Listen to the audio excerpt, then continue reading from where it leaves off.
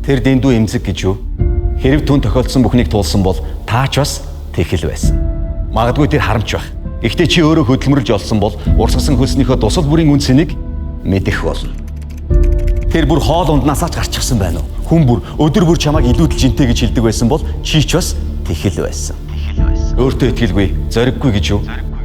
Ээж аав нь түүнийг үл өшөөж, Магдалины үг хизээч сонсож байгаагүй учраас л тэр бас ярихаасаа ч айдаг.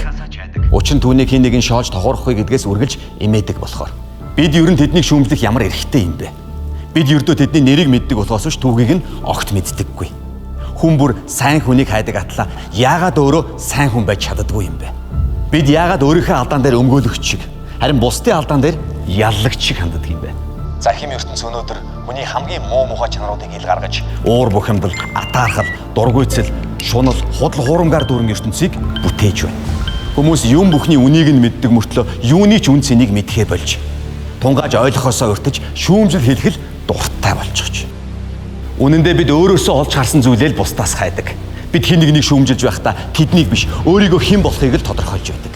Таныг хин нэгэн дайрч, доромжилж, гүтгэж, магадгүй хүч хэргэлбэл тэр таны хувьд ямар хүн бэ? Муу хүн. Тэгвэл та түүнийг буцаагаад гутаан доромжилж, магадгүй хүч хэргэллээ.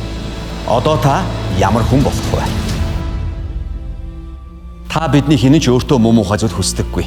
Тэгвэл өөртөө хүсдэггүй зүйлийг яагаад бусдад хүсэх ёстой гэж? Өөрийнхөө амьдралыг гэрэл гээтэй болгохын тулд заавал хэн нэгний амьдралд сүудэр тусах ёстой гэж юу? Үг гэдэг маш хүчтэй. Бүгдийг бүтээж бас нурааж чаддаг. Нэг л хорон муу үгнээс болж хичнээн хүмүүс нулимсаа урсгаж, хичнээн гэр бүлүүд салж, үр хүүхдүүд нь өнчөрч, хичнээн залуус өөртөө итгэлээ алдаж амьдралаас уйдахад хүрдэг бол. Яагаад гэж ганц ч удаа асуугаагүй байж яллаж буруутгахдаа бид үргэлж бэлэн байх юм. Эрхэм шүүгчээ, эсэргүүцч байна. Яриагаа үргэлжлүүл. Баярлалаа шүүгчээ. Энэ ертөнцид хамгийн амархан зүйл бол бусдын алдааг шүүмжлэх. Харин хамгийн хэцүү нь өөрийнхөө алдааг шүүх гэдэг. Хинч төгс биш. Хэний ч амьдрал амар хялбар байдаггүй. Хүн бүхэнд өөрийн гэсэн асуудал бас шалтгаан байдаг. Та өөрийнхөө нэрийг хайрладаг бол бусдын нэрийг ч бас хайрл. Хүн бүр сайн биш байж болно. Гигэнтэнд ч өнгөрсөн үе бий, гэм нүгэлтэнд ч ирээдүй бий. Тиймээс хэн нэгнийг буруутгаж шүүмжлэх гэж бүү яар.